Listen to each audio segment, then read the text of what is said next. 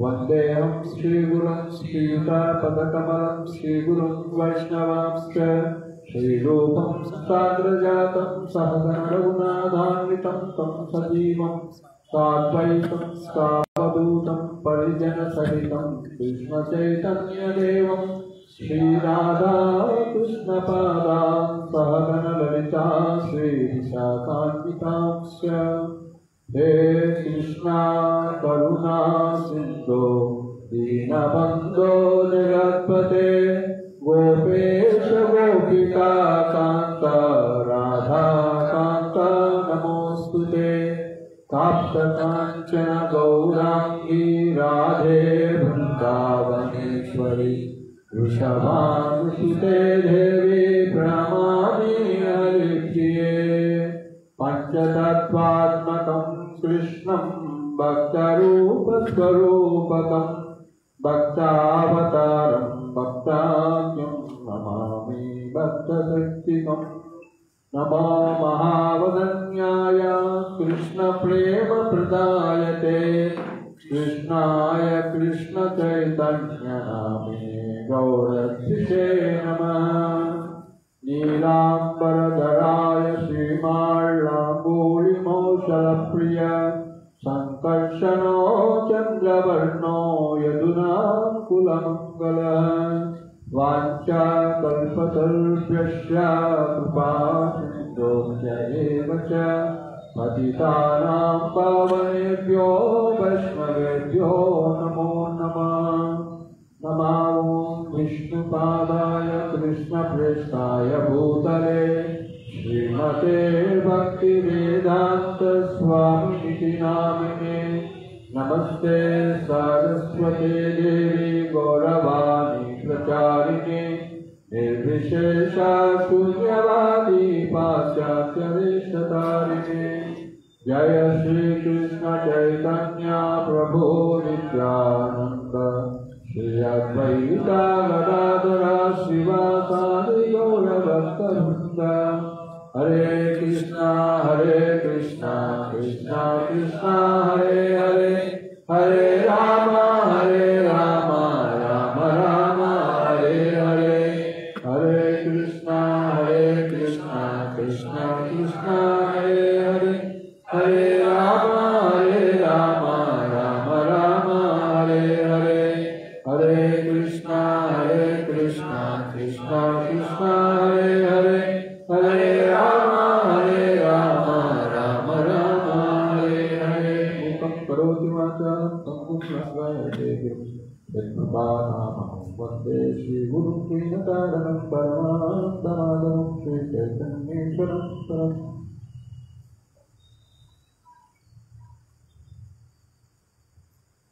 ఈరోజు భాగవతం మనము నిన్న అజామిళుడి స్టోరీ చెప్పుకున్నాను, అంతకుముందు రోజు ధ్రువ మహారాజ్ స్టోరీ చెప్పుకున్నాను.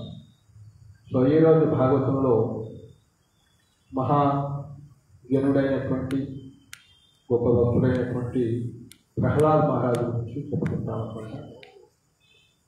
శ్రీమద్ భాగవతం అనేది అమల పురాణం అంటారు.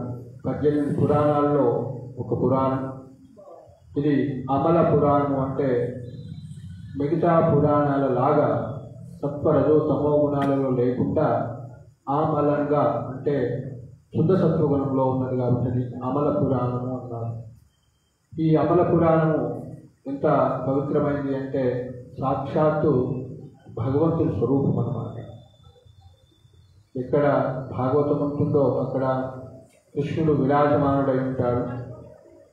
భగవంతుడు ఈ లోకాన్ని వదిలి వెళ్ళిన తర్వాత మనకి చీకటిలో ఏ విధంగా అయితే టార్చ్ లైట్ ద్వారా మనం మార్గాన్ని చూసుకొని ముందుకు వెళ్తామో, ఈ యొక్క అంధకార లోకమైనటువంటి దుఃఖాలలో నుంచి మనం బయటపడాలంటే మార్గాన్ని మార్గదర్శకత్వం చేసేటువంటిదే ఈ శ్రీమద్ భాగవతం. ఈ శ్రీమద్ భాగవతాన్ని ఎంతోమంది భక్తులంతా కూడా ఆస్వాదించి తమ జీవితాన్ని సాధకత చేస్తున్నారు. ఈ శ్రీమద్ భాగవతం అనేది భగవంతుడి యొక్క భక్తుల యొక్క కథల యొక్క సంగ్రహం అని చెప్పవచ్చు అన్నమాట. భగవంతుడి యొక్క లీలలు, అదేవిధంగా భగవంతుడు లీల చేసినట్టే ఆయన ఒక్కడే లీల చేసుకోడు కదా, భక్తులతోటి లీలలు చేస్తారన్నమాట. సో ఆ విధంగా భక్తుల కథలు, భగవంతుడి యొక్క కథలను కూడా ఈ యొక్క శ్రీమద్ భాగవతంలో వివరించబడినాయి అన్నమాట. మరి శ్రీమద్ భాగవతం యొక్క విషయం ఏంటి, సబ్జెక్ట్ మ్యాటర్ ఏంటి అంటే ఇందులో 10 అంశాల గురించి చెప్పారు. శ్రీమద్ భాగవతంలో 10 అంశాలు చర్చించబడినవి. శ్రీమద్ భగవద్గీతలో 5 అంశాలు చర్చించబడినవి. తర్వాత భగవద్గీత తెలుసుకున్న తర్వాత మనము భగవత్ అంశాలని తెలుసుకొని భగవంతుడికి శరణాగతి కావటం అనేది భగవద్గీత యొక్క అంతిమ లక్ష్యంగా మనకి చెప్తారన్నమాట. సర్వధర్మాన్ పరిత్యజ మామేకం శరణం భజ అహం త్వం సర్వ పాపేభ్యో మోక్షయిష్యామి మా శుచః.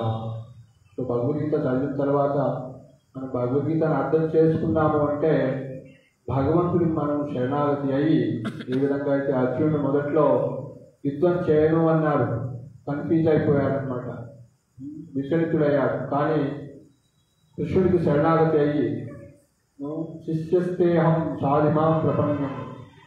సో శిష్యుడు అయ్యి ఆయన కృష్ణుడిని గురువుగా స్వీకరించినప్పుడు సో ఆ యొక్క ఆది గురువు అయినటువంటి శ్రీకృష్ణుడు అర్జునుడికి ఆత్మ సాక్షాత్కారం గురించి, ఆత్మతత్వం గురించి ఈ విధంగా భగవద్గీతలో 5 అంశాలు చెప్పారనమాట. సో అర్జునుడి మూలకంగా మనందరికీ కూడా భగవద్గీత బోధించడం జరిగింది భగవంతుడు. మరి ఆ భగవద్గీత యొక్క సారమే భగవంతుడి యొక్క భక్తుడు కావటం, భగవంతుడికి శరణాగతి కావటం. ఆ భగవద్గీత విన్న తర్వాత అర్జునుడు కరిష్యే వచనం తవా, నువ్వు చెప్పింది నేను చేస్తాను అన్నాడు. మొదట్లో నాకు ఈ రాజ్యం వద్దయ్యా, ఈ రక్తపాతం వద్దు, ఈ నెత్తికి కూలి వద్దు, నేను పోయి హిమాలయాలు పోయి తపస్సు చేసుకొని అడుక్కొని తిని బతుకుతా, కానీ ఇంతమందిని వీళ్ళని చంపడం నా వల్ల కాదు అని అంటారు. కానీ ఎప్పుడైతే భగవద్గీత విన్న తర్వాత కరిష్యే వచనం తవా, నువ్వు ఏం చెప్తే అది నేను చేస్తాను, నా కర్తవ్యాన్ని నేను చేస్తాను, ధర్మాన్ని నేను నిర్వర్తిస్తాను, నువ్వేం చెప్తే అది చేస్తానని అంటారు. అంటే భగవంతుడు శ్రీకృష్ణుడే భగవంతుడిని అర్థం చేసుకొని ధర్మత్తు సాక్షాత్ భగవత్ ప్రణీతం, భగవంతుడు ఏం చెప్తే అదే ధర్మం అన్నమాట. ఆ విధంగా ధర్మం అనేది భగవంతుడిని చేస్తుందన్నమాట. సో ఆ విధంగా భగవద్గీతలో మనకి రెండు ప్రధాన అంశాలు, చాలా అంశాలు ఉన్నాయి. ముఖ్యంగా మన్మనాభవ మన్వంతో మంచాది మాం నమస్కురు, భగవంతుడు చెప్పారన్నమాట. ఏం చెప్పారు అంటే ఈ 4 అంశాలు చేయమన్నారు. మన్మనాభవ మద్భక్తో మధ్యాది మాం నమస్కురు. మన్మన, నా గురించి ఆలోచించండి.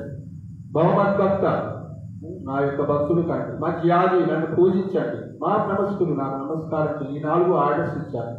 ఎందుకంటే మనం పూజించాలి, ఒక ఫోటో పెట్టుకొని, కృష్ణుడి ఫోటో, రాముడి ఫోటో పెట్టుకొని అంటే భగవంతుడు చెప్తున్నారు నన్ను పూజించండి, నేను ఆర్డర్ ఇస్తున్నాను. సో ఇంట్లో చిన్నప్పుడు మనకి నమస్కారం చేసుకోండి అంటారు కదా, ఎందుకు చేసుకోవాలంటే తల్లిదండ్రులు చెప్పారు కాబట్టి మనం చేస్తాం. అట్లనే సో ఇప్పుడు మనకు తెలియదు ఎందుకు చేసుకోవాలి, భగవంతుడు ఆర్డర్ అనమాట. మాం నమస్కురు, పెద్దలకు ఎందుకు నమస్కారం చేస్తామంటే వాళ్ళ యొక్క కృపా దృష్టి మన మీద పడుతుందన్నమాట. మనం అజ్ఞానంతో ఉన్నాం కాబట్టి వాళ్ళ యొక్క కృప వల్లనే, తల్లిదండ్రుల యొక్క కృప వల్లనే పిల్లవాడు పెరిగి ప్రయోజకుడు అవుతాడు. అట్లనే భగవంతుడి యొక్క కృపా కటాక్షం, భక్తుల యొక్క కృపా కటాక్షం ఉంటేనే మనం భక్తిలో ఎదిగి భగవంతుడిని అర్థం చేసుకోగలుగుతాం. సో ఈ విధంగా మన్మన భవమద్భక్తో మధ్యాది మాం నమస్కురు. మన్మన అంటే భగవంతుడి గురించి ఆలోచించాలి. చింతన అంతా కూడా భగవత్ సంబంధంగా ఉండాలి. ప్రతిదీ కూడా ఈ లోకంలో ఏం చూసినా సరే మనం భగవత్ సంబంధంగా చూడాలి. కానీ ఆ దృష్టి మనకు లేదన్నమాట. ఎందుకు లేదు అంటే మనకి ఆ విద్య మనకు చెప్పబడలేదు కాబట్టి. మనకు చెప్పట్లేదు. ఇంజనీర్ అవుతున్నాం, డాక్టర్ అవుతున్నాం, ఐఏఎస్ అవుతున్నాం, ఐపీఎస్ అవుతున్నాం, మినిస్టర్ అవుతున్నాం, చీఫ్ మినిస్టర్ అవుతున్నాం, ప్రెసిడెంట్ ఆఫ్ ఇండియా అవుతున్నాం, ప్రైమ్ మినిస్టర్ అవుతున్నాం, secretary general, UNO secretary general అవుతున్నాం. కానీ ఛాన్స్ లేదు ఎక్కడ. ఎందుకంటే మన భగవంతుడి దృష్టి మనకు లేదు కాబట్టి. కానీ ప్రహ్లాదుడు అలా కాదన్నమాట. ముల్లోకాలు జయించినటువంటి యుఎన్ఓ సెక్రటరీ జనరల్ ప్రహ్లాద్, ఎవరు ఆయన? హిరణ్యకశిపుడు అనమాట. యుఎన్ఓ అంటే మొత్తం అన్ని దేశాలను జయించాడు. అన్ని దేశాలే కాదు, భూమండలమే కాదు, 14 లోకాలు కూడా ఆయన జయించాడు. జయించేసి సో ప్రహ్లాదుడు ముందు చెప్తున్నప్పుడు ప్రహ్లాదుడు ఎట్లాంటిది కూడా ఒప్పుకోలేదన్నమాట. నువ్వు భగవంతుడు కాదయ్యా, భగవంతుడు వేరు, భగవంతుడు విష్ణువు, నారాయణుడు భగవంతుడు అని సాధారణంగా తత్వంతో ఆయనతోటి డిఫరెన్స్ భేదిస్తాడు అన్నమాట. ప్రహ్లాదుడు ఎక్కడ కాంప్రమైజ్ కాదు. సో మనం భగవంతుడు ఉన్నాడా అంటే ఈ రోజుల్లో మనకు తెలియదు. ఏంటంటే నేను డాక్టర్ని, నేను ఇంజనీర్ని, నేను ఆయన పూజిస్తా, ఏడు పూజిస్తా, ఆమెను పూజిస్తా, ఎవరిని పూజిస్తా, భగవంతుడు ఎవరో మనకు తెలియదు. రోజుకొకరిని భగవంతుడుగా వెలుస్తున్నాడు భారతదేశంలో కూడా చూసినట్టు. సో అట్లా కాదన్నమాట. భగవంతుడు అంటే శాస్త్రాల్లో చెప్పబడి ఉండాలి. అది గురువులు కూడా, ఆచార్యులు కూడా ఒప్పుకొని ఉండాలి. అదేవిధంగా ఆ భగవంతుడు కూడా శాస్త్రంలో ఉన్న విధంగానే ప్రవర్తిస్తారన్నమాట. ఇప్పుడైనా భగవంతుడు లక్షణాలన్నీ కూడా శాస్త్రాల్లో వివరించబడి ఉన్నాయన్నమాట. సో ఆ విధంగా ఎవరినంటే వాళ్ళని మనం భగవంతుడు అన్నమాట. సో ఆ విధంగా ప్రహ్లాద్ మహారాజు లాంటి 12 మంది మహాజనులు ఉన్నారు. వాళ్ళ యొక్క అడుగుజాడల్లో మనము పయనించినట్లయితే మనం కూడా ప్రహ్లాద్ మహారాజు లాగా భగవంతుని సర్వత్రా చూడగలుగుతాం. సో ఎవరు ఆ 12 మంది మహాజనులు అని చూసినట్లయితే, సో నిన్న అజాగరి స్టోరీలో యమధర్మరాజు విష్ణుదూతలకు చెప్తున్నారన్నమాట. 12 మంది మహాజనులు ఉన్నారు, మేము కాదయ్యా ముఖ్యమైన వ్యక్తులు, మేము కాదు, అంతిమ నాయకుడు నారాయణుడు కృష్ణుడు, ఆయన కింద మేము పనిచేస్తున్నాము, ఆయన మెయిన్ అథారిటీ కృష్ణుడు విష్ణువు అని చెప్తున్నారు. సో కాబట్టి అట్లాంటి 12 మంది ఎవరు అంటే మహాజనులు ఎవరంటే బ్రహ్మ, నారద, శివ, కుమార, కపిల, మను, ప్రహ్లాద, జనక, భీష్మ, బలి, వయాసకి అంటే సుఖదేవ గోస్వామి, వయం అంటే నేను అంటే యమధర్మరాజు అని చెప్తాను. సో బ్రహ్మదేవుడు, నారదుడు, శివుడు, కుమారుడు, కపిలుడు, ప్రహ్లాదుడు, కపిలుడు తర్వాత మను, ప్రహ్లాదుడు, జనకుడు, భీష్ముడు, బలి మహారాజు, సుఖదేవ గోస్వామి, యమధర్మరాజు, వీళ్ళు 12 మంది మహాదేవులు. సో వాళ్ళ యొక్క అడుగుజాడల్లో పయనించినట్లయితేనే మనకి ధర్మం అనేది అర్థమవుతుంది, లేకుంటే ధర్మం అంటే మనకి బోధపడదు. సో కాబట్టి ఈ మానవ జీవితం మనకి ఎందుకు వచ్చింది అని చూసినట్లయితే ధర్మం ఏంటో తెలుసుకొని ఆ ధర్మాన్ని పాటించాలన్నమాట. లేకుంటే మనం కూడా పశుప్రాయులమే అన్నమాట, పశువుతో సమానం. ధర్మోహితేషో అధికో విశేషో ధర్మేణ హీన పశుభి సమానం. నిద్రాహార భయమైదునంచ సామాన్యమేతత్ పశుభీనరాన. సో నిద్రాహార భయమైదునంచ సామాన్యమేతత్ పశుభీనరాన. ఈ 4 విషయాలు అవుతున్నాయో, తినటం, పడుకోవటం, తిరగటం, ఇవన్నీ అవుతున్నాయో, నిద్ర, ఆహార, భయం, మైదునం, సో ఇవన్నీ అందరికీ కామన్ అన్నమాట. కానీ ధర్మోహితేషో అధికో విశేషో, ధర్మం అంటే ఏంటో తెలుసుకొని ఆ ధర్మాన్ని పాటించడమే మానవుడి యొక్క గొప్పతనం. మరి అట్లాంటి ధర్మాన్ని మనం అర్థం చేసుకోవాలంటే భగవంతుడు చెప్తున్నాడు, కర్మ ద్వారా నన్ను తెలుసుకోలేరు, ధర్మాన్ని తెలుసుకోలేరు, నన్ను తెలుసుకోలేరు. జ్ఞాన మార్గం ద్వారా కూడా నన్ను తెలుసుకోలేరు, యోగ మార్గం ద్వారా కూడా నన్ను తెలుసుకోలేరు. తెలుసుకున్నా కూడా పాక్షికంగా తెలుసుకోగలుగుతారు, కొద్ది వరకు అర్థమవుతుంది. కానీ సంపూర్ణంగా నన్ను తెలుసుకోవాలంటే భగవంతుని తెలుసుకోవాలి. సో కాబట్టి ఆ మహాజనులు భగవంతుని ఎలా దర్శించారు, వాళ్ళ యొక్క వచనాలు, ఆచార్యుల యొక్క వచనాలు ఇవన్నీ కూడా శ్రీమద్ భాగవతంలో ఉంటాయన్నమాట. అలాంటి శ్రీమద్ భాగవతంలో 10 అంశాలు ఉన్నాయి. మొదటి 5 అట్లా సర్గో విసర్గో, అంటే సర్గ అంటే సృష్టి, విసర్గ అంటే ప్రతి సృష్టి. అట్లా సర్గో విసర్గో స్థానం, అవి ఎలా ఈ లోకాల్లో జీవులు ఈ లోకాలను కూడా ఎలా నిలపబడి ఉన్నాయి, వాటి యొక్క స్థానం అంతా కూడా తెలియజేసేటువంటిది అన్నమాట. మూడవది అట్లా సర్గో విసర్గో స్థానం, పోషణ, వాటి యొక్క పోషణ ఎలా ఏ విధంగా జరుగుతుంది. ఊతయ, వాటి యొక్క ఉనికి గురించి. ఊతయ మన్వంతర, ప్రతి మను సమయంలో భగవంతుడు అవతరించి ఆ యొక్క పరిపాలన అంతా కూడా చేస్తానమాట. తర్వాత ఈశానుకత, శ్రీకృష్ణుడే ఆశ్రయం అన్నమాట. ఈ భౌతిక లోకాలకు కానీ ఆధ్యాత్మిక లోకాలకు కానీ ప్రతి దానికి కూడా కృష్ణుడే ఆశ్రయం అన్నమాట. భగవంతుడు వాసుదేవుడే ఆశ్రయం. సో అలాంటి ఆశ్రయం ఆ యొక్క కృష్ణుడి గురించి 10వ స్కందంలో తీసుకుంటున్నాం, ఈజీగా తీసుకుంటామంటే సో ఈ యొక్క మొదట ఉన్నటువంటి సబ్జెక్ట్స్ అన్ని కూడా మనకు తెలియకపోవడం వల్ల మనం దాన్ని ఈజీగా తీసుకుంటాం. అలా కాకుండా సిస్టమేటిక్గా శ్రీమద్ భాగవతాన్ని చదివినట్లయితే మొదటి నుంచి ఇవన్నీ కూడా వస్తాయి. సో అలా సో హిరణ్యకశిపుడు భగవంతుడు విష్ణువు మీద శత్రుత్వం పెంచుకుంటాడనమాట. మరి ఎందుకు చంపాల్సి వచ్చిందంటే నేను ఉంటాడు. అప్పుడు మరి ఇంకా ఆప్షన్ వేరేది కోరుకోమంటే అడుగుతారు, నేను ఇంట్లో చనిపోవద్దు, బయట చనిపోవద్దు, రాత్రి చనిపోవద్దు, పగలు చనిపోవద్దు, ఈ ఆయుధం చంపొద్దు, ఈ మానవులు చంపొద్దు, జంతువులు చంపవద్దు, అట్లా అనేక రకాలుగా రాజనీతి, ఆర్థిక విద్య చదివించాలని ఈ యొక్క రైతులందరికీ కూడా ఏ విధంగా అయితే హిరణ్యకశిపుడు విష్ణువు శత్రువుగా భావించాడో, ఒక సంఘటన ద్వారా శుక్రాచార్యుడు కూడా విష్ణువుని శత్రువుగా భావించి ఆయన కూడా విష్ణుకు విరోధిగా ఉండి ఈ యొక్క దైత్యులకి గురువుగా వాళ్ళకు ఉంటారు. సో అలాంటి శుక్రాచార్యుడి యొక్క కొడుకులైనటువంటి సంత అమర్కలు వాళ్ళిద్దరు కూడా ఈ యొక్క ప్రహ్లాద్ మహారాజ్కి గురువులుగా ఉంటారు. సో ఆ యొక్క ప్రహ్లాదుని గురుకులానికి వెళ్ళి రాజనీతి, అదేవిధంగా మనం అందరం కూడా బిఏ చేస్తాం కదా, పొలిటికల్ సైన్స్ అంటాం, నెక్స్ట్ ఎకనామిక్స్, అదేవిధంగా ఇవన్నీ తెలుసుకోండి, పరిపాలన గురించి తెలుసుకోండి అని, అంటే భౌతిక విషయాలు అన్నట్టు ఇవన్నీ కూడా.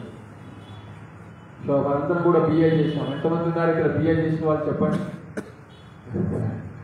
సో బ్యాచులర్ ఆఫ్ అవిద్య ఏంటి?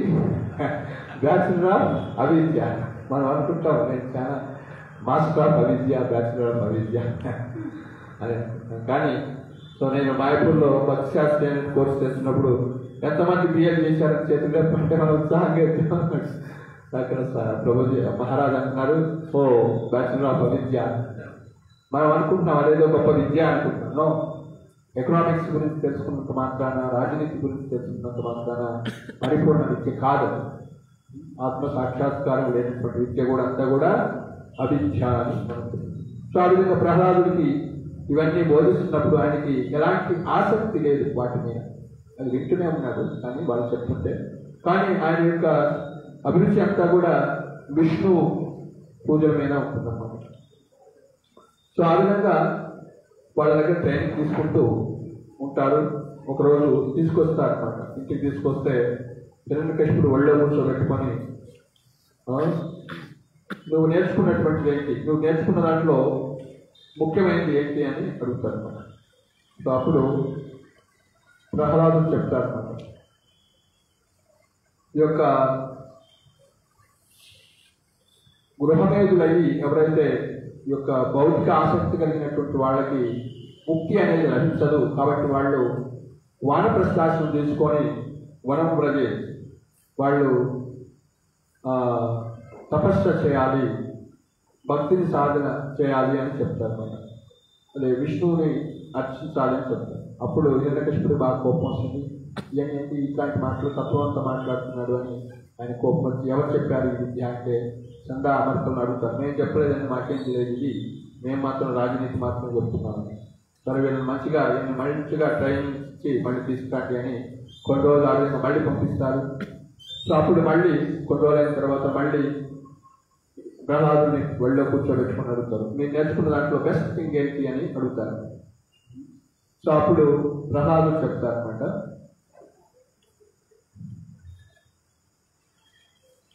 ఒక ఫేమస్ శ్లోకం అనమాట.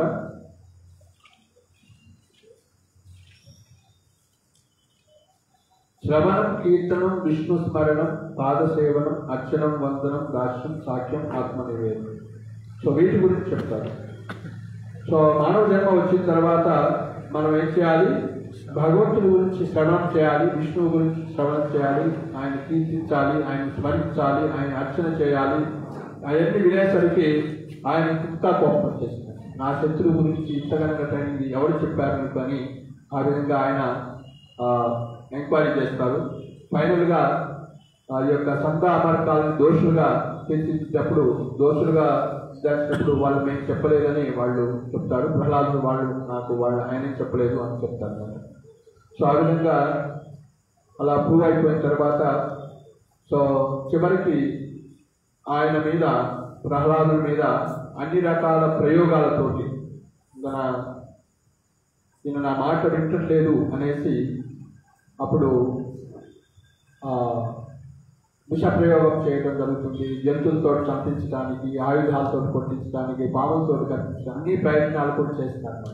సో ఎన్ని ప్రయత్నాలు చేసినా కూడా ప్రహ్లాదు చెప్తా ఉంటారు. ఎందుకు అంటే ఆయన ఎప్పుడు కూడా హరే కృష్ణ కృష్ణ కృష్ణ హరే హరే, హరే రామ రామ రామ హరే. సో ఆయన ఎప్పుడు భగవన్ నామం చేస్తున్నారు. ఎందుకు, ఎక్కడి నుంచి వచ్చింది ఆయనకి దాన్ని చూసినట్లయితే ఆయన తల్లి గర్భంలో ఉన్నప్పుడే ఆ విద్యను పొందాడు. సో కాబట్టి ఆ యొక్క భాగవతాన్ని వినటానికి, ఈ భక్తి కథలు వినటానికి, భక్తి చేయటానికి బహిర్గతమైనటువంటి అడ్డంకులేం లేవు. నేను ఈ స్థితిలో ఉన్నాను, ఇలాంటి పరిస్థితిలో ఉన్నాను, అలా ఉన్నాను అనేటువంటి. సో ఆమె కయాదు, ప్రహ్లాదు యొక్క తల్లి. సో దేవతలంతా కూడా హిరణ్యకశిపుడికి ఇంకొక రాక్షసుడు, ఇంకొక దైత్యుడు పుట్టున్నాడు కాబట్టి వాడిని పుట్టినాక ఇమీడియట్గా చంపేయాలనేసి ఆమెను బంధిస్తారనమాట ఇంద్రుడు, దేవతలు. అప్పుడు నారదుడు వచ్చేసి ఆమెను రక్షిస్తారనమాట. రక్షించి ఆయన యొక్క నారదుని యొక్క ఆశ్రమంలో పెట్టుకొని ఆ ప్రహ్లాదుడికి కయాదుడు చెప్తున్నప్పుడు ప్రహ్లాదుడు తల్లి గర్భంలోనే భాగవతాన్ని వింటాడు. ఆ విధంగా సో ప్రహ్లాదు యొక్క గురువు నారదుడు అనమాట. సో ఆ విధంగా ఆయన విద్య పొందినాడు కాబట్టి, అంటే సరైనటువంటి గురువు ద్వారా అడిగినట్లయితే, శుద్ధ భక్తుల ద్వారా అడిగినట్లయితే అది ఫలిస్తుంది అనమాట. పద్మపురాణాలు చెప్పారు, అవైష్ణవ మూకోర్గీర్ణం పూర్తం హరికథామృతం సర్పోత్స యథాపాయ అని చెప్తారు. అంటే అది విష్ణు కథ అయినప్పటికీ కూడా, హరికథ అయినప్పటికీ కూడా అవైష్ణవ ముఖోద్గీర్ణం, ఆ వైష్ణవుడు అంటే వైష్ణవుడు కాని యొక్క వ్యక్తి యొక్క నోటి నుంచి హరికథ వినకూడదట. సర్పము పాలు తాగిందనుకోండి, దాని ఏమంటారు, సర్ప ఉచ్చిష్టం అంటారు.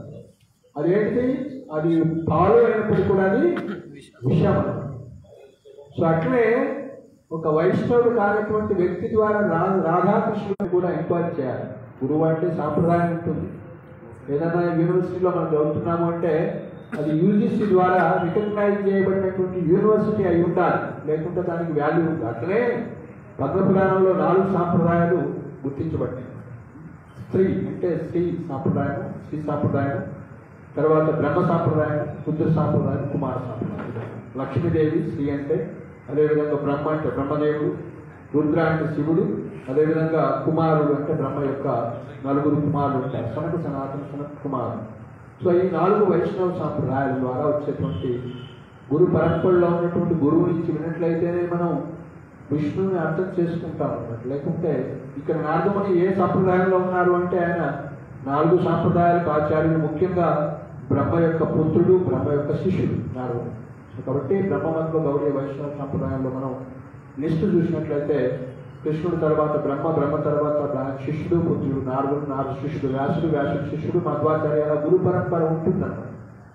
సో కాబట్టి గురు పరంపర లేనటువంటి మనం హరికథ విన్నంత మాత్రాన మనం ఎందుకు భక్తులు కాలేకపోతున్నాం, మన హృదయంలో శుద్ధత ఎందుకు రావడం లేదు అంటే అది కారణం. గురు పరంపర ప్రామాణికమైనది. కానీ ప్రభుపాదుల వారు అమెరికా వెళ్ళి మనం ప్రూవ్ చేశారు.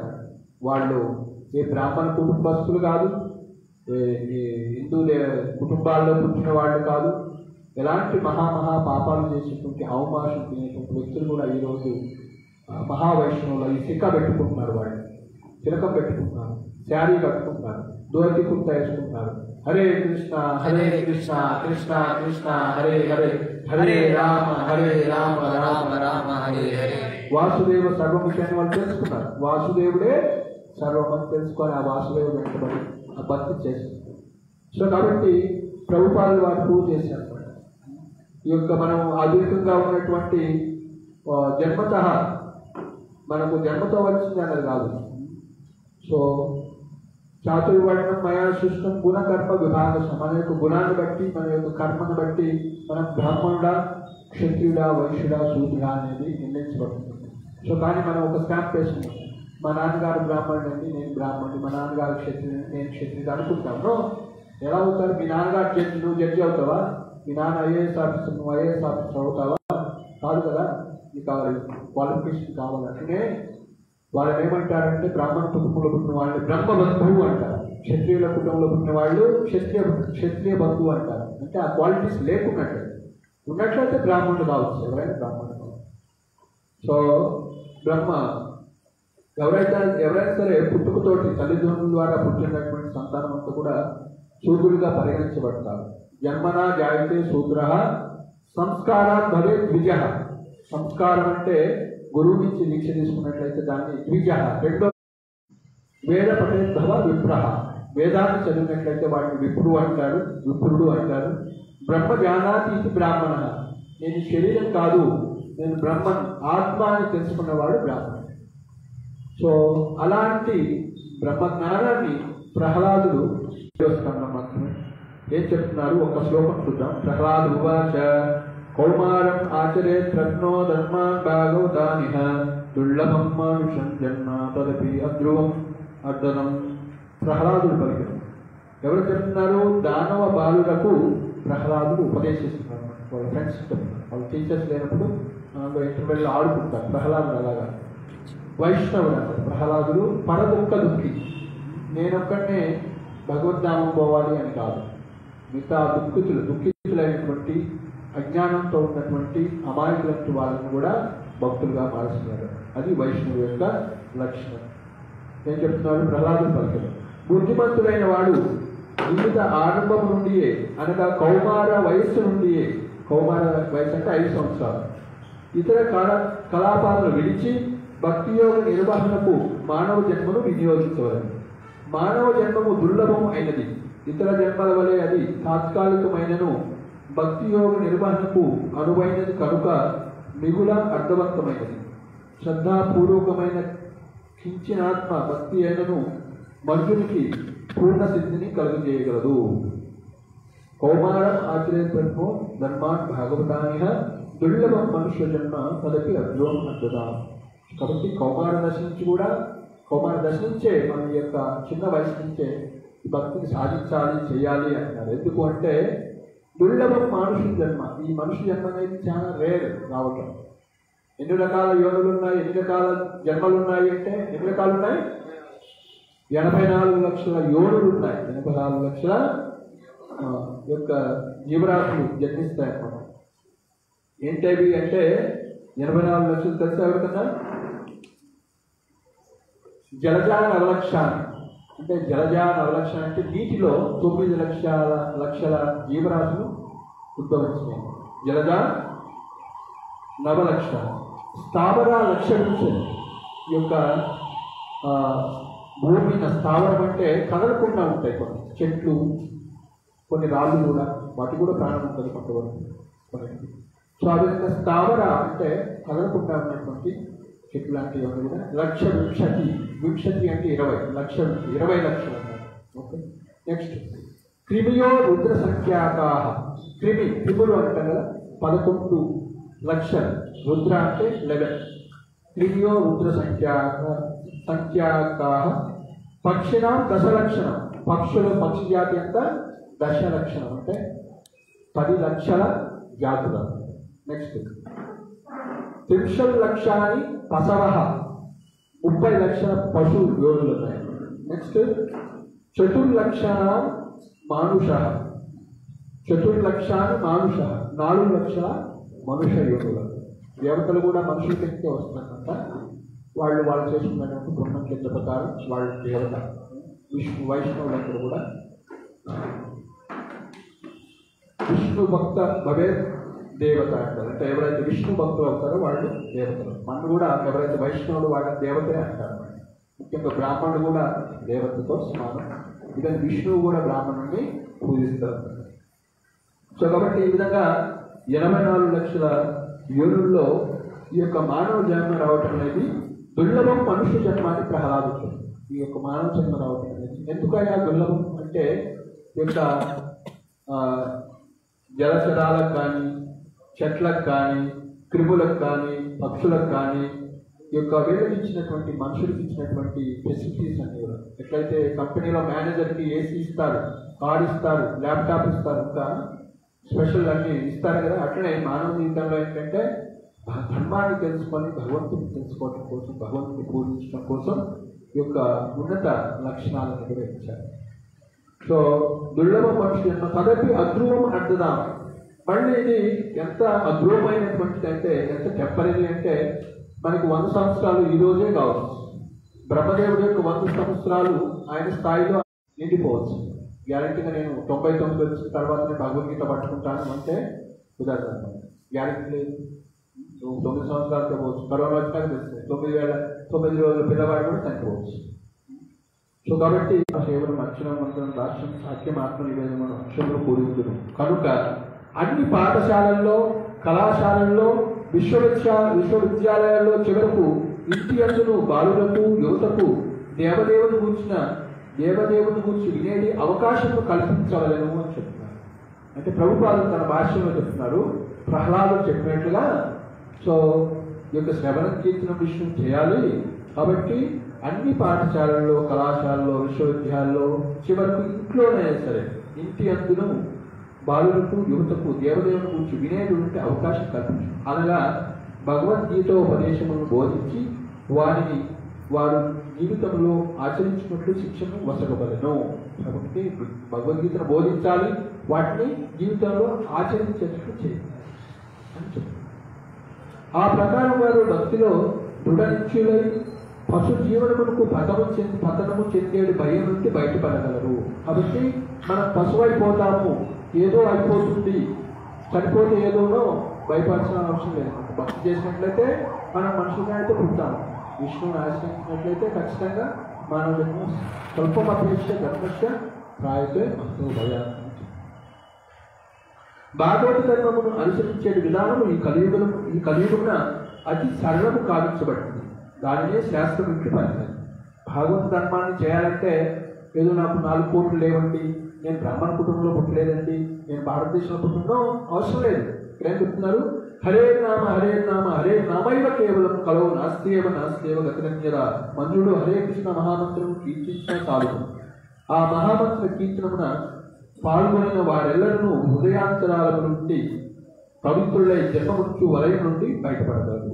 కాబట్టి మనం ఓం నమో భగవతే వాసుదేవ మంత్రం చేసినాం కదా. ఈ ఓం వచ్చేటువంటి ఏ మంత్రం చేయాలన్నా స్నానం చేసి శుద్ధిగా ఉండి అర్హత కలిగి ఉన్న వ్యక్తి ఆసనమైన ముత్సవం చేయాలి, నడుస్తూ చెప్పులేసుకుని చేసి. కానీ హరే కృష్ణ కృష్ణ కృష్ణ హరే హరే హరే రామ రామ రామ. ఇది ఏ సమయంలో అని, ఏ కాలంలో అని, ఏ సందర్భంలో అని ఏమైనా లేదు. ఆకాశంలో ఫ్లైట్లో పోతూ చెప్పొచ్చు, ట్రైన్లో పోతూ చెప్పొచ్చు, ల్యాట్రిన్లో చెప్పొచ్చు, స్నానం చేసి చెప్పొచ్చు, ఇక్కడ కూర్చొని చెప్పొచ్చు, పొద్దున్న చెప్పొచ్చు, రాత్రి చెప్పొచ్చు, బెడ్ మీద చెప్పొచ్చు, 24 గంటలు హరినామం చెప్పొచ్చు. అందుకే దీన్ని మహామంత్రమన్న భగవంతుడి యొక్క నామం ఇది. ఓకే, భగవంతుడు అంత పవర్ఫుల్ ఏంటంటే ఇది. సో అన్ని శాస్త్రాల యొక్క సారం. బ్రహ్మదేవుడు వేదాలను మొత్తం చదివేశాడు. ఏంటిది సారం అంటే హరే కృష్ణ కృష్ణ కృష్ణ హరే హరే హరే రామ రామ రామ. చెప్తున్నారు ఇది షోడశ నామ్నాం కలికల్మషనాశనం నాతః పరతరోపాయ సర్వవేదేషు దృశ్యతే నాతః పరతర ఉపాయ. ఇంకా వీరికన్నా గొప్ప మార్గమే లేదు. సర్వవేదేషు దృశ్యతే, అన్ని వేదాలని అన్ని శాస్త్రాలని పరిశీలి. ప్రభుపాదులు వారు చెప్పారు, ఆయన సక్సెస్ అయ్యారు, ఆయన ఫాలో అయ్యారు, సక్సెస్ అవుతారు. ఇంకా సందేహం ఉంది అంటే భాగవతం, సందేహం లేదంటే జపమాల తీసుకోవాలి. హరే కృష్ణ కృష్ణ కృష్ణ హరే హరే హరే రామ రామ రామ హరే హరే హరే కృష్ణ కృష్ణ కృష్ణ హరే హరే హరే రామ రామ రామ హరే. రోజు జపం చేయాలి. సో ఎంతమంది చేస్తారు రోజు ఇలా జపం? చేతులు లేపండి. సిగ్గుపడుతున్నారు, బిడియాలన్న సంకోచాలన్న చేతులు ఎత్తున్న వాళ్ళకి. కొంతమంది ఎత్తట్లే, ఇక్కడ 20% ఎత్తారు. ఎవరు చేయనప్పుడు ఉన్నాయా మీకు? ఏం సందేహాలు చెప్పండి. ఏ విష్ణునామమైనా ఏ భగవంతుడి నామైనా చేయండి. మీ విష్ణునామం అల్లా చేయండి, యెహోవా చేయండి, కృష్ణు చేయండి, కృష్ణ చేయండి, నారాయణ చేయండి, విష్ణు చేయండి, విష్ణు సహస్ర నామాలు చేయండి. కానీ ఈ సాంప్రదాయంలో ఇచ్చినటువంటి సరళ పద్ధతి ఇది. నేను పర్వాలేదు, నేను చేసినా పర్వాలేదు, కానీ ఈ యొక్క భగవన్ నామం చేయమని చెప్పారు. అదే ప్రభుపాద వారు చెప్పారు. ప్రభుపాద ఎప్పుడు దేన్ని తిరస్కరించలేదు, ప్రతిదీ కూడా భగవత్ సంబంధంగా వినియోగించారు. జీసస్ క్రైస్ట్ ఒకసారి ప్రభుపాద వెళ్ళారు, చర్చికి వెళ్ళారు. చాలా చర్చిలో ఇస్లాం తీసుకుంది. అప్పుడు జీసస్ క్రైస్ట్ వస్తే ఏం చేస్తారు మీరు? ఆయన మహాభక్తులు అండి, మన సీనియర్ వస్తూ శాస్త్రాన్ని నమస్కారం చేస్తారు అన్నారు. సో ఆయన భగవంతుడి యొక్క ప్రతినిధి, భగవంతుడి యొక్క బిడ్డ. సో మనకన్నా సీనియర్, మనకి 4 మంది ఉన్నట్టు చూసినట్లయితే మనకన్నా సీనియర్ మహాభక్తులు. అట్లనే సో ఎవరు కూడా భగవంతుడు, ప్రతి ఒక్కరు కూడా భగవంతుడి యొక్క అంశం, ఎవరు కూడా ఇవన్నీ మనం పెట్టుకున్నటువంటి. సో కానీ వాస్తవంలో దీన్ని మన హృదయంలో కామక్రోధ మనమోహ మాత్సర్యం లేకుంటే మనకెవరు ఎన్వేస్ కాదు. ప్రతి ఒక్కరిని మనం ప్రేమించాలి. అలాంటి ప్రహ్లాదుడికి ఉంది ఆ నేచర్. ప్రహ్లాదుడికి పామేం కరవట్లే, పాములు వేస్తే పాములు కరవట్లే, విశ్వం స్థాపిస్తే ఆయన విశ్వమిస్తే కూడా తాగుతారు. వాళ్ళ అమ్మ ద్వారా ఇప్పిస్తారు మళ్ళీ, అట్లా కూడా కాదు. వాళ్ళ మదరే ఇవ్వాలంటే వాళ్ళ మదర్ తీసుకొని నారాయణ మొత్తం చేసి తాగుతారు.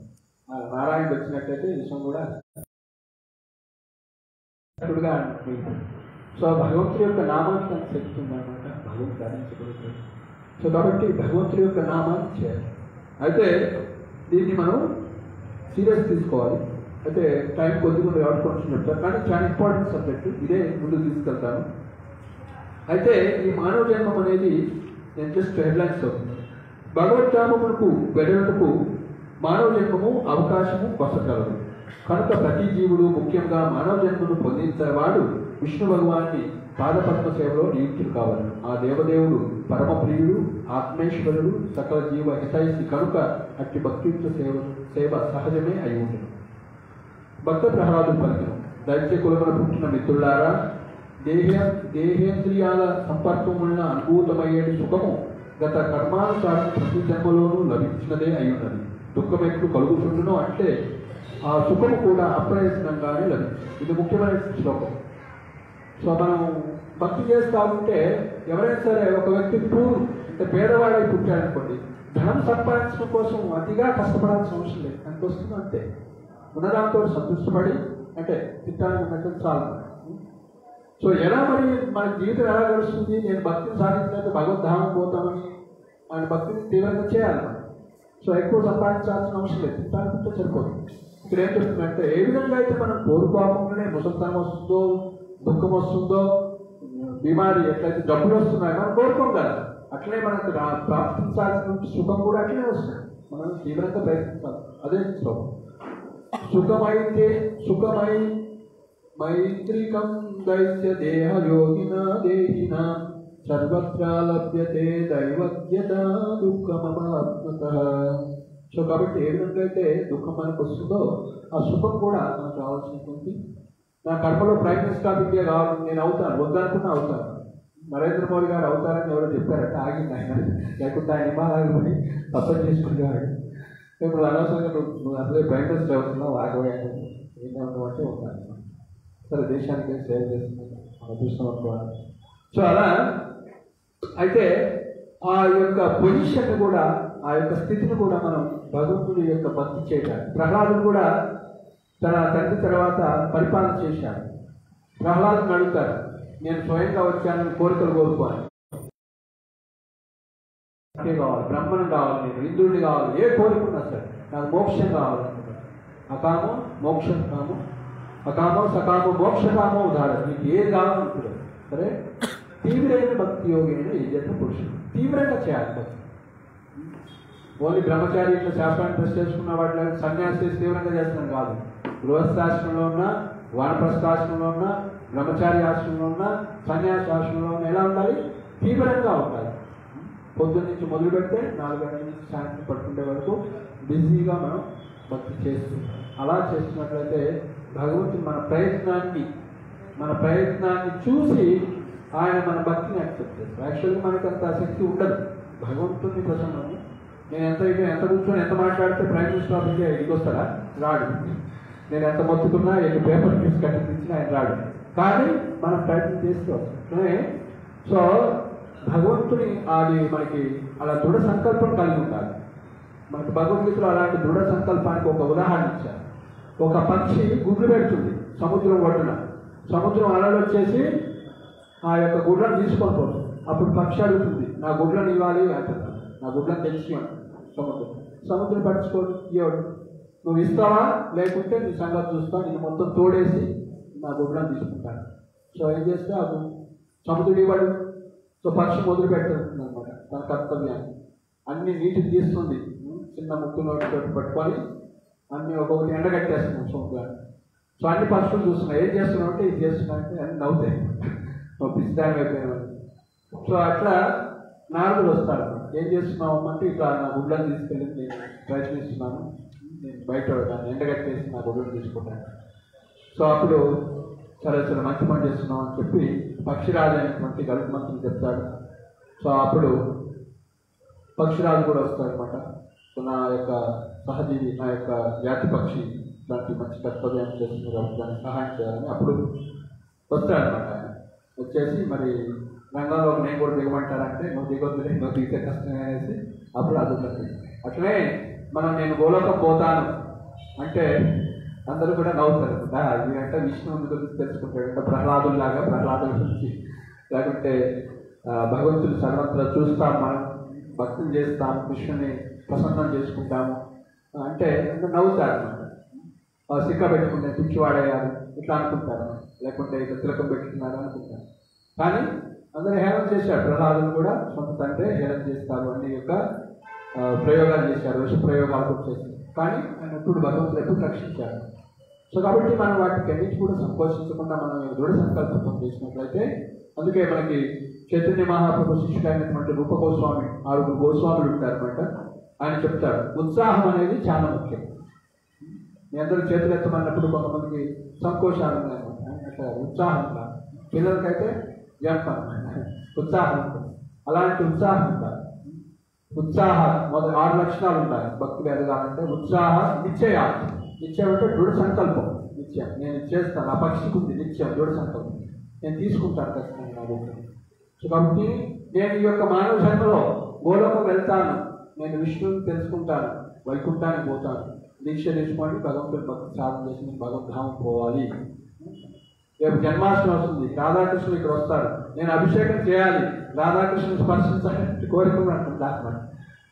నేను కూడా అంతే మొదట్లో, అరే అందరూ ఇక్కడ స్టేజ్ ఎక్కుతున్నారు, రాధాకృష్ణులు అభిషేకం చేశారు, మనకు కూడా చేయాలి కదా, అలా ఉత్సాహం కావాలి. సో అలా భక్తి చేయాలి. సో ఇస్కాన్ భాగవతాన్ని చదవాలి అనేటువంటి కోరిక రావాలి. అలా అంటే చదవలేకపోతే వినాలి. సో అలా కోరుకున్నట్లయితే తీవ్రంగా మనం ప్రయత్నిస్తాం. ఆ ప్రయత్నంతో సఫలీకృతమవుతుంది. ఒక్కొక్క డ్రాప్ ఏమవుతుంది, అది ఫలిస్తుంది. ఉత్సాహ నిత్య ధైర్య తత్త ధైర్య అంటే పేషెన్స్. మనకి ఆ రిజల్ట్ ఇమీడియట్ రాకపోవచ్చు, కానీ మనకి సహనం అనేది కూడా. ఉత్సాహ నిత్య ధైర్య తత్తత్ కర్మ ప్రవర్తన సంగత్యాగ సతోహుతే సద్విత్ భక్తి ప్రసిద్ధ్యతి. ఉత్సాహ నిత్య ధైర్య తత్తత్ కర్మ ప్రవర్తన. తత్తత్ కర్మ అంటే భక్తికి కొన్ని నియమాలు చెప్పాలి. పొద్దున్నే లేవాలి, సత్వగుణంలో పెట్టి పొద్దున్నే జపం చేసుకోవాలి, మంగళవారం అంటే నియమాలు, విధి నియమాలు పాటించడానికి ప్రయత్నించాలి. సో కాబట్టి ఆ విధంగా తత్తత్ కర్మ ప్రవర్తన. సంగత్యాగ, సో అసత్ సాంగత్యాన్ని త్యజించాలి. మనం సినిమా పోవాల్సిన అవసరం లేదు, ప్రభు పోయి డ్యాన్స్ చేయాల్సిన అవసరం లేదు. ఇక్కడ వస్తే హరే కృష్ణ డ్యాన్స్ చేయొచ్చు, అందరూ డ్యాన్స్ చేస్తున్నారు. రాధాకృష్ణ ప్రీత్యర్థం మీరు డ్యాన్స్ చేసి ఇస్కాన్ టెంపుల్లో డ్యాన్స్ చేస్తున్నారు. ప్రపంచవ్యాప్తంగా అన్ని కులాల మతాలకు అతీతంగా వేస్తున్నారు డ్యాన్స్. క్లబ్లు పెట్టుకొని మనం ఆడుకోవాల్సిన అవసరం లేదు. సో అసంగ త్యాగ, వైష్ణవుడు అంటే ఈ యొక్క అసత్ సంగత్యాగి ఏ వైష్ణవ ఆచారం అంటే అనవసరమైనటువంటి సాంగత్యాన్ని మనకు పాలిటిక్స్ గురించి మనకు మాట్లాడాల్సిన అవసరం లేదు. రాజనీతి అదేవిధంగా ఆర్థిక విషయాల గురించి ఎక్కువ అవసరం లేదు, కొంతవరకు తెలుసుకోవాలి, ఎంతవరకు మనం తెలుసుకోవాలి. కానీ మన జీవితం అది కాదు, అవే మనకి ఉద్ధరించేది కాదు. మృత్యు వస్తే రక్షిస్తుంది, రక్షించదు. బిఏ రక్షించదు, ఎంఏ రక్షించదు, పిహెచ్డి రక్షించదు, డాక్టర్ అయినా రక్షించడు, ఇంజనీర్ అయినా రక్షించడు, ప్రైమ్ మినిస్టర్ అయినా రక్షించడు. ఓన్లీ విష్ణువు మాత్రమే రక్షించారు, కృష్ణుడు మాత్రమే రక్షించారు. కాబట్టి అది మన పిల్లలకి కూడా చెప్పించాలని మొదటి శ్లోకంలో చెప్పాము. కళాశాలలో బోధించట్లే, స్కూళ్ళల్లో బోధించాలి, కనీసం ఇంట్లో ఉన్నటువంటి లేదా దేవాలయంలో ఇలేటువంటి అవకాశాన్ని మనం ఆ వాతావరణాన్ని కలిగించాలి. కలిగించుకుంటే మనం తల్లిదండ్రులతో సమానం కాదు, 5 ముందు వస్తాయి. ఓకే. సో అలా తత్తత్ కర్మ ప్రవర్తన సంగత్యాగ సతో ఉంటే, సతో ఉంటే అంటే భక్తుల యొక్క సాధన. ఇలా తీసుకున్నట్లయితే భక్తులు మనం ఎదుగుతాం. తర్వాత ప్రసాదం చెప్తున్నాడు, అర్థం ద్వారా కేవలము ఇంద్రియ భోగం కొరకు లేదా భౌతిక సుఖం కొరకు ప్రయత్నించరాదు. ఏదైనా అది కాలమును శక్తిని వృధాపరిచే కానీ పరుచునే కానీ ఎట్టి లాభము కలుగులేదు. కానీ మనుషుని యత్నములు కృష్ణభక్తి భావన వైపుకే రక్షించినచో తప్పక అతడు ఆత్మ అనుభవ దివ్య పదమును పొందగలడు. ఆర్థికాభివృద్ధి మరియు ఆర్థికాభివృద్ధి నెలకొంట వలన అట్టి లాభమును కలగదు. కనుక ఈ సంసారమునందు ఉన్నప్పుడు మంచి చెడు విచక్షణ చేయగలిగిన మానవుడు శరీరము దృఢముగా ఉన్నంత వరకు, అది క్షీణించి కలిగించనంత వరకు అత్యున్నత జీవిత లక్ష్యమును సాధించుట కొరకై ప్రయత్నించాలి. ప్రకారం చెప్తున్నారు మాస్టర్. సో కాబట్టి మన శరీరంలో శక్తి ఉన్నంత వరకు మనం యొక్క మానవ జన్మలో యొక్క అత్యున్నతమైనటువంటి లక్ష్యాన్ని సాధించడానికి మనం ప్రయత్నించాలి. అంటే భగవత్ ప్రాప్తి పొందడానికి, భగవంతుని ప్రసన్నం చేసుకోవడానికి ప్రయత్నించాలి.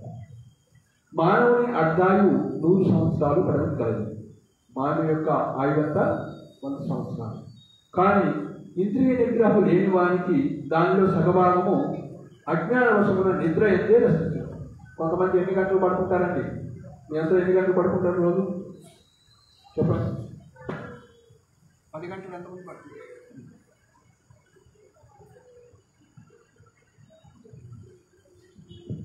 సో మనం 6 గంటలు పడుకుంటే సరిపోతుంది. అంటే 24 గంటల్లో 6 గంటలు పడుకోవడం అంటే 100 సంవత్సరాలు 25 సంవత్సరాలు మినిమం పడుకోవాలి తగ్గగలిగితే. అందుకే సాధువులు నిద్ర ఆహార విచితవు అంటారు. వాటిని కూడా జయించిన వాళ్ళు ఉన్నారు కొంతమంది. ఏదో మినిమం 1-2 అవర్స్ పడుకోవాలి. సో మనం మరి అంత వాళ్ళని అనుకరించి మనం తగ్గించవద్దు. 6 గంటలు పడుకోవాలి. 16 గంటలు లేదా 10 గంటలు లేదా 8 గంటలు కూడా పడుకోవద్దు. 6 గంటలు లేదా 5 గంటలు లేదా 5, 6, 7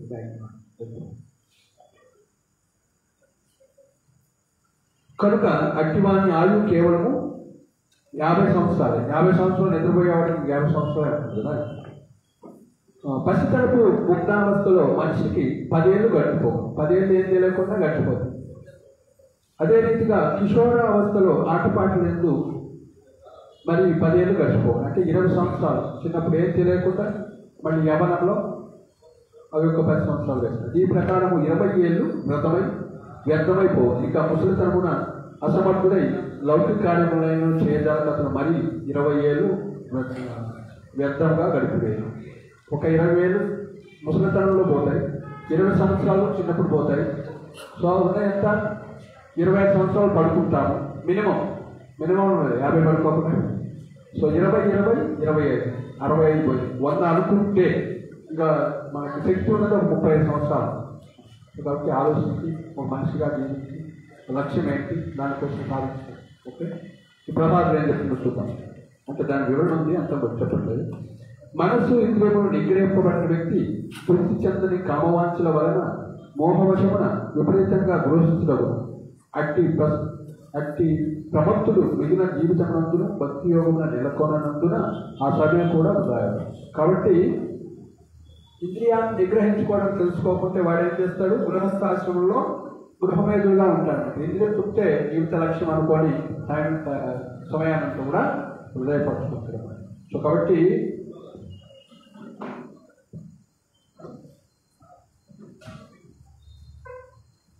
ఇక్కడ గృహస్థాశ్రమంలో ఎలా జీవించాలో ఇక్కడ చెప్తున్నారన్నమాట. ఒక బ్రహ్మచారిగా, సన్యాసిగా, ఒక వానప్రస్థగా సో స్త్రీ సాంగత్యం ఉండాలన్నమాట. అట్లనే ఒక గృహస్థాశ్రమంలోనే స్త్రీ సాంగత్యం అనేది అనుమతించబడింది. అది కూడా విధి విధానాల ప్రకారం అనుమతించబడుతుంది. సత్సంతానాన్ని పెంచడం కోసం, వాళ్ళని విద్యాబుద్ధులు ఇవ్వటం కోసం ఇలా. సో దాంట్లో కూడా ఎక్కువ ఇంద్రియ తృప్తి కోసం జీవించవద్దని చెప్తున్నారు. అలా జీవించే వారిని గృహమేధులు అని అంటారు. ఇంద్రియ నిగ్రహం లేనందున అమిత గృహస్థుడైన ఏ పురుషుడు తాను ముక్తిని కావించుకొనజాలడు. సంసార ఆసక్తులు, కుటుంబము, పుత్ర కలత్ర బంధుత్వాలు పట్ల గల స్నేహ పాశములచే దృఢంగా బంధితులై ఉండును. ధనమంత ప్రియమైనదనగా దానిని మనుషుడు తేన కన్నను తీయనిగా భావించును. ప్రసాదు చెప్తున్నారు. కోన్వర్తృష్టాం విష్ణుచేత్ ప్రాణేభ్యో ప్రియాభితః యప్తి క్రీణాత్యాశుభిః ప్రేష్టైస్తత్కరస్య.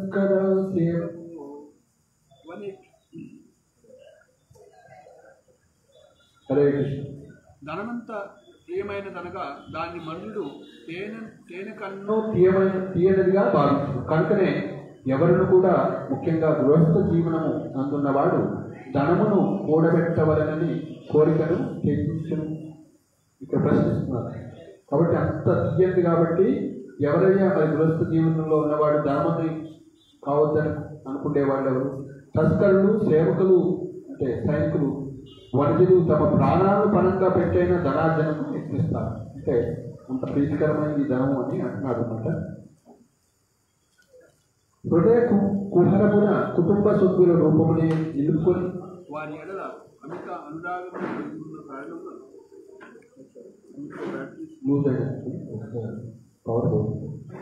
సో ఈ విధంగా ఆ యొక్క కుటుంబంలో కుటుంబం యొక్క ఆసక్తి కలిగిన వ్యక్తులు జీవితాన్ని వృధా చేసుకుంటున్నారని చెప్తున్నారు ఇక్కడ. హరే కృష్ణ.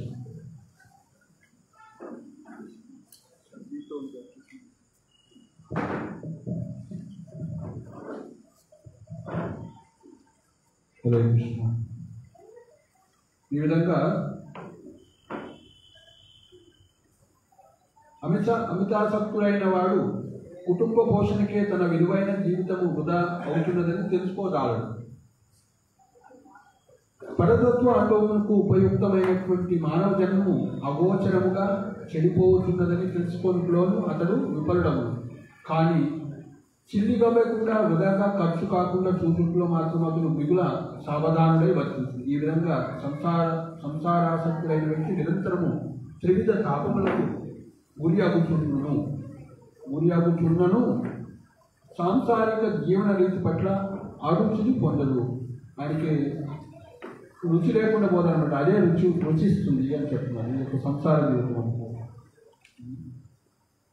సో ఈ విధంగా కుటుంబ ఆసక్తి కలిగినటువంటి వ్యక్తుల గురించి ప్రహ్లాదు తన దైత్య మిత్రులకి చెప్తూ అది జీవిత యొక్క లక్ష్యం కాదయ్యా అని చెప్తూ భగవంతుని ధ్యానించాలి. అందువలన ఓ దైత్య బాలకులారా, అదోక్షులకు భగవంతుడు అదోక్షులకు భగవానుడు ప్రసన్నులకు రీతిలో వర్తించుదు. మీ అసురీ ప్రవృత్తిని విడిచి వైర్యము కానీ దైత్య భావన కానీ లేకుండా పనిచేయుడు. జీవుల ఏడ దయతో భక్తి యోగము ఉద్దీపితము కావించి వారికి శ్రేయోభిలాషులుగా మారుడు అని చెప్తున్నారు. ఈ విధంగా మంచి వాళ్ళందరూ కూడా చెప్తున్నారు భగవద్భక్తులు కమ్మని.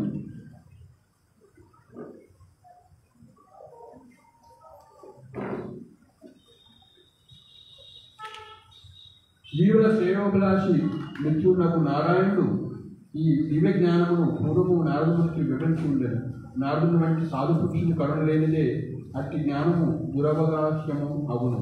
కానీ నారదాదుల వారి పరంపరను ఆశ్రయించిన ప్రతి ఒక్కరికి ఈ రహస్య జ్ఞానము బోధింపబడగలదు అని. సో కాబట్టి ఈ విధంగా ప్రహ్లాదుడు ఈ జ్ఞానాన్ని నారదముని నుంచి అంటే చిన్నప్పుడే ఆయన తెలుసుకున్నారన్నమాట. మనం తల్లి గర్భంలో ఉన్నప్పుడే మనందరూ కూడా ప్రాణం చేసి వచ్చాం. తల్లి గర్భంలో శిశువు ఉన్నప్పుడు 3వ స్కంధంలో శ్రీమద్ భాగవతంలో చెప్తారన్నమాట. ఆ యొక్క బాధని తట్టుకోలేక ఎలా ఉంటాడు శిశువు? రివర్స్ చేయబడి ఉంటాడు. రివర్స్ చేయబడి 9 నెలలు ఉంటారన్నమాట.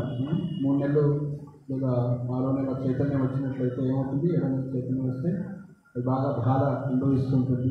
తల్లి తినేటువంటి ఆహారం ప్రభావితం చేసి కారం తింటే కారం ఎఫెక్ట్ అవుతుంది. ఆడ పుట్టేటువంటి పురుగులు ఇవన్నీ కూడా రకరకాల మనకి గత 100 జన్మల యొక్క స్మృతి ఉంటుంది. ఒక కోర్టు కేసు ఉంటే మనకి ఈ జీవితం అంతా వచ్చినట్టు అంతా మనం పాప పుణ్యాన్ని చెత్త పెట్టుకున్నాం. మనసులో ఎంతో యాతన అనుభవిస్తుంది. అట్లనే యొక్క తల్లి గర్భంలో యాతని గాలి రకరకాల కష్టాల్లో ఉండి మహాత్ములు మహాజనుల యొక్క అడుగుజాడల్లో మనం కూడా పయనించినట్లయితే మనం కూడా ప్రహ్లాదులాగా భక్తులను కావచ్చు. భగవత్ సాక్షాత్కారం జరుగుతుంది. సో ఎవరైతే భక్తులు అవుతారో భగవంతుడు ఆ భక్తుల యొక్క మాటను నిలబెట్టడం కోసం ఉదాహరణకి బ్రహ్మదేవుడు కృష్ణ కృష్ణ హరే హరే హరే రామ రామ రామ హరే ఈ యొక్క హరినామం చేయటం వల్ల మన ఎప్పుడైతే ఈ హృదయం శుద్ధత పొందుతున్నామో మనం ఏమవుతుంది? మనం ఆ ప్రయత్నం ఆ బొంకర పేరుపోయి వచ్చేసి ఆయన విష్ణు రూపం పొంది అంటే వైష్ణవ రూపం పొంది వైకుంఠానికి. అది చూసినటువంటి ఆ యొక్క గ్రామస్థ మా అందరి కొంచెం కూడా నువ్వు చదవచ్చు కదా అనేసి అందరూ మళ్ళీ ఈ లోకాల్లో ఉన్నా సరే వైకుంఠ లోకాల్లో ఉన్నా సరే భగవంతుడి యొక్క సేవకులు. జీవరస్వరూపై నిత్య కృష్ణదాస్ మనం భగవంతుడి యొక్క సేవకులు అన్నమాట. సో అది చేస్తున్నట్లయితే సెంట్రల్ గవర్నమెంట్ జాబ్ చేస్తుంటే పంచాయతీరాజ్ డిపార్ట్మెంట్లో పనిచేయాలి. మనం విష్ణు కంట్రోలర్ ప్రెసిడెంట్ ఆఫ్ ఇండియానే భద్రాచలం వచ్చి నమస్కారం చేసుకుంటాం. అంతే కదా, వచ్చారా కదా. అక్కడ భగవంతుడు ఉండడానికి మనకు అర్థం చేసుకోగలుగుతారు. అక్కడ ఉన్నటువంటి భద్రుడు హనుమంతుడి యొక్క కృప వల్ల కృషి వల్ల ఆయన నిలబడ్డాడు స్వామి. మరి మేము చనిపోయేటప్పుడు నారాయణని స్మరించలేకపోతే మిమ్మల్ని గుర్తు చేసుకుంటాం. మనం గురువును స్మరించినట్లయితే సరిపోతుంది, గురువు తెలుస్తుంది. సో కాబట్టి మనం గురువు దగ్గర దీక్ష తీసుకున్నామంటే ఈ 4 తర్వాత 9 లక్షణాలు: సేవనం, కీర్తనం, విష్ణు స్మరణం, పాద సేవనం, అర్చన,